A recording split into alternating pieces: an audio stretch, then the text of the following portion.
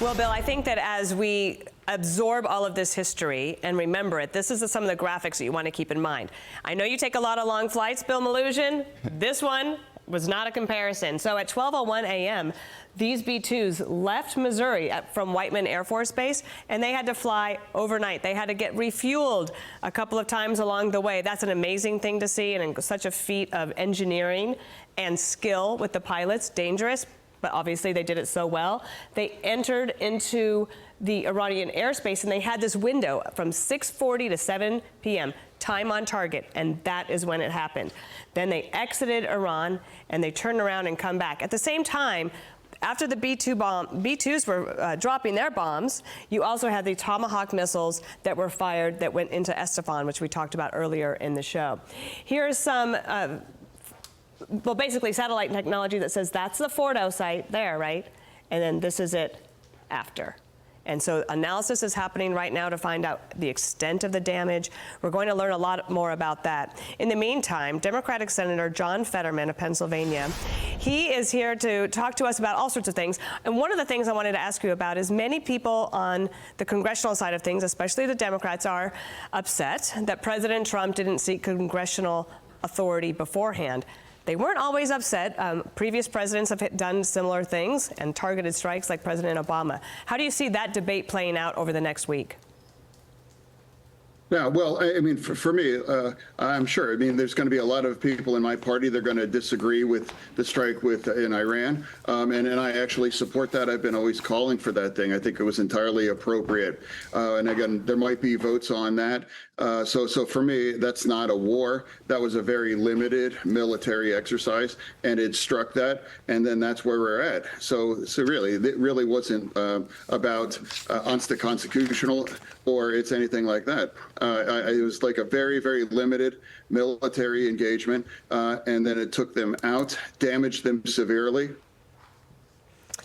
Yes, and so we're still getting that analysis. And, sir, Congresswoman Alexandria Ocasio-Cortez, she has called for the impeachment of the president, saying that it's a disastrous decision to bomb Iran without authorization, a grave violation of the Constitution and congressional war powers. He has impulsively risked launching a war that may ensnare us for generations. It is absolutely and clearly grounds for impeachment. Two things really struck out at me from that, which is the impulsively risked launching a war, which I don't think there was, looking at all of the reporting, there's nothing impulsive about it. We've been having this discussion for many, many years, but also that it could ensnare us for generations. At this point, do you see that actually happening after the Israelis had done what they did before President Trump took this decisive action? I'm sorry. Oh, is it? Okay. I think we might have some technical difficulties. Let me just ask you what you think about the possibility. Alexandria Ocasio-Cortez says the president shouldn't be impeached because he's impulsive. What do you think of that? No, I mean, of course, no. She knows it. I know it. We all know it. That's not going anywhere. And, you know, he's been impeached twice, and now he's still our president as well now, too. So it's not going anywhere, and I don't think that's helpful. And I think if you throw that term around, that actually diminishes what the severity of what impeachment is really reserved for. A Fox News poll that we had last week said that 78% of people are very concerned about Iran getting a nuclear weapon.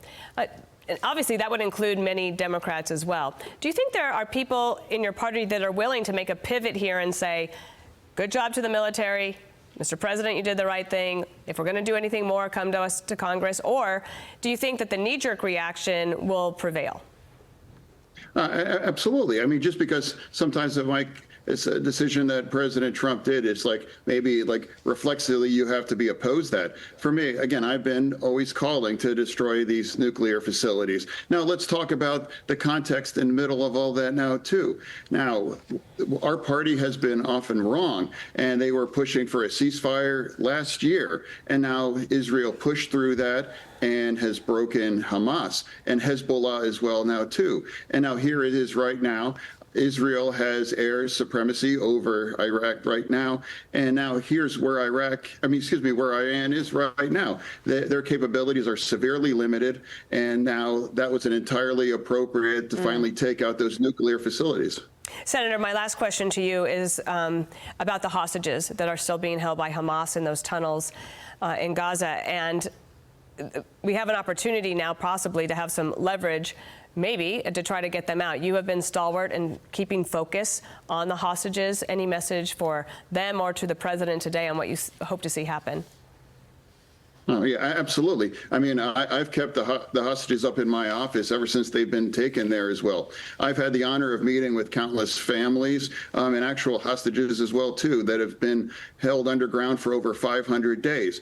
The world seems to have forgot them, but I certainly haven't, and a lot of people in Israel have and will too. Let's bring them home, and let's hold Hamas accountable. And now let's never forget, too, send them home and disarm, and all of the tragedy in Gaza would be over. Hold them accountable. Why won't the media and more people hold Hamas accountable for what they've done? And as well as Iran as well, too. They're the ones that created those proxies. And that's also part of why it was entirely appropriate to take out their nuclear facilities. And that's why I'm going to unapologetically stand with Israel. I don't poll test that.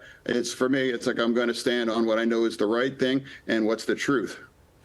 Thank you for coming on America's Newsroom. We appreciate it. Thank you, sir. Thank you. I'm Steve Doocy. I'm Brian Kilmeade. And I'm Ainsley Earhart. And click here to subscribe to the Fox News YouTube page to catch our hottest interviews and most compelling analysis.